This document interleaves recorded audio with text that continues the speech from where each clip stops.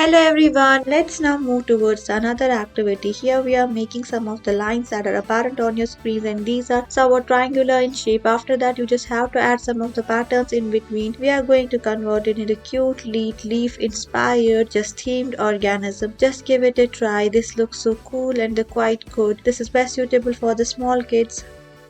From the number 2, we are going to show you how we can make a cat. It's very simple and it's very easy. You can just pause the video so that you don't get confused at any particular step. This one is so easy and best suitable for the kids between the age group of 7 to 8. Fill it with some of the bright colors of your own choice so that it will look perfect.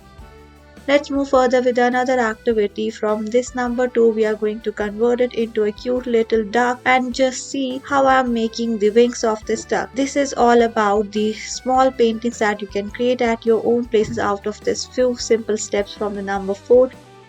We are going to make this flamingo, or you can make any other bird of your own choice. Follow the each step in a sequential manner and just see how I'm making the wings of this flamingo. Thank you for watching our videos.